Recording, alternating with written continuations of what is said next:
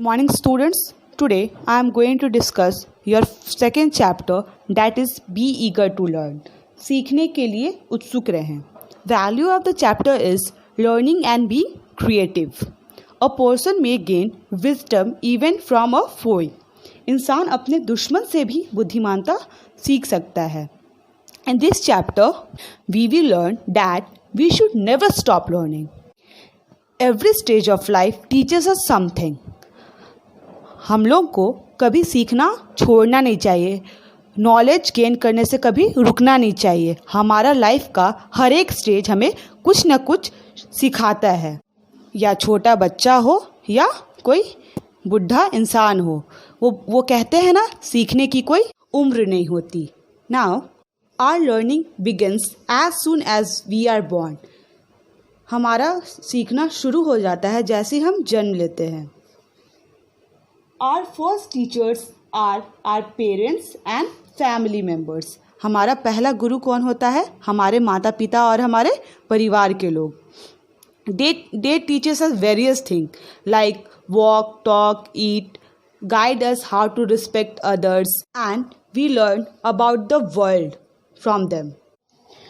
Then we learn about various skills and qualities like punctuality, kindness, obedient, etc. in our school from our teachers. और हम अपने शिक्षक से punctual कैसे रहना है, काइंड कैसे बनना है, ओबीडियंट कैसे रहना है, पीस और हारमनी में कैसे रहना है, ये सारा कुछ हम किससे सीखते हैं? हमारे शिक्षक से. Now we learn a lot from nature too. हम अपने वातावरण से भी बहुत कुछ सीखते हैं. We can learn to be patient and tolerant in life from our mother earth. From the sun we can learn to give warmth to others. From the water we can learn to be cool and calm in all circumstances. From butterflies we can learn to collect knowledge from various places, just as they collect nectar from different flowers. Mother earth से हम सहनशीलता और धीरज धरना सीख सकते हैं. सन से हम ये सीखते हैं कि कैसे दूसरों को इनकरेज करें, कैसे दूसरों को इंस्पायर करें. और पानी से हम ये सीखते हैं कि कैसे शीतल रहना चाहिए और शांत रहना चाहिए किसी भी सिचुएशन में, किसी भी सर्कमस्टांसेस में. और बटरफ्लाई से हम ये सीखते हैं कि वो हर फूल से जिस तरह से नेक्टर कलेक्ट करती है, वैसे भी हम लोगों को हर एक फील्ड से, हर एक जगह से ज्ञान प्राप्त करना चाहिए, नॉलेज गेन करना चाहिए, विजडम गेन करना चाहिए. Now apart from learning we should also practise and develop creative thinking. That is we should learn to think out of the box. It means the ability to see and make things happen in a different way. This helps us to express our thought to the maximum. सीखने के अलावा अपना सोच, अपना काम करने का तरीका दूसरों से अलग रखना चाहिए, यूनिक रखना चाहिए, ताकि आपका जो विचार है, जो थॉट्स है, वो खुलकर उभरना चाहिए, सामने आना चाहिए. Now, however, a person's creative thinking may get affected when she is afraid of failure or getting rejected. Otherwise, all of us have a ability to think creatively and come up with new ideas.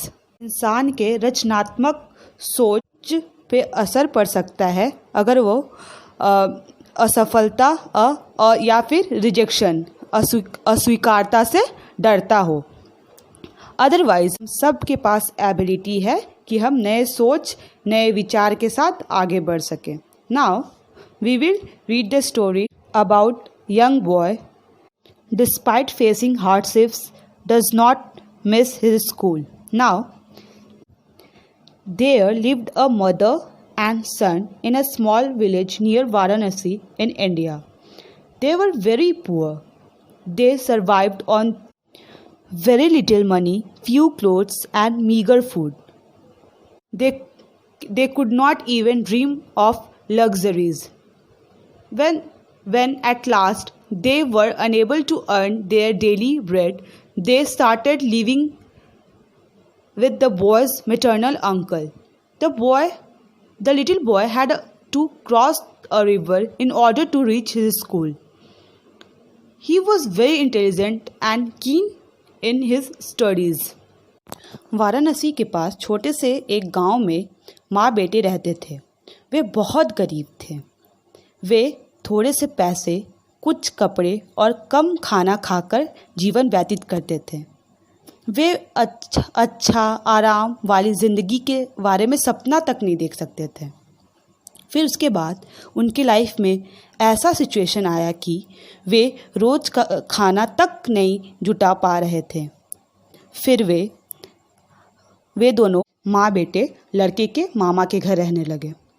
जो boy था वो अपना school नदी पार करके जाता था।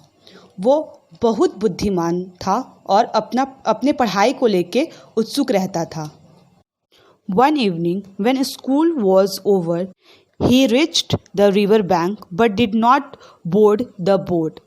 The ferryman recognized his daily passenger and asked, "Dear boy, why are you quietly standing on the shore? Jump into the boat. Don't you want to go home?"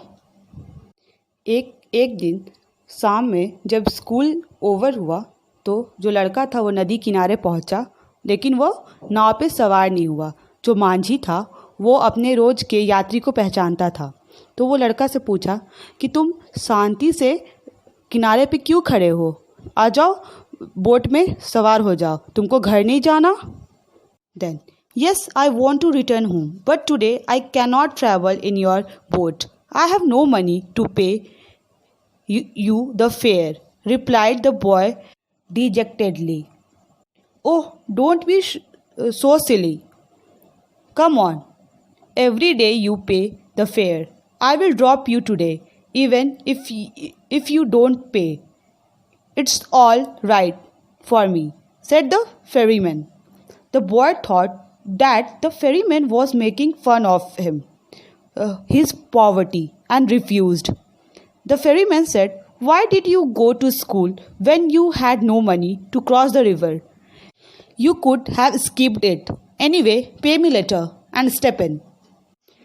लड़का उदास मन से बोलता है, घर तो जाना है पर मेरे पास किराए के लिए पैसे नहीं हैं।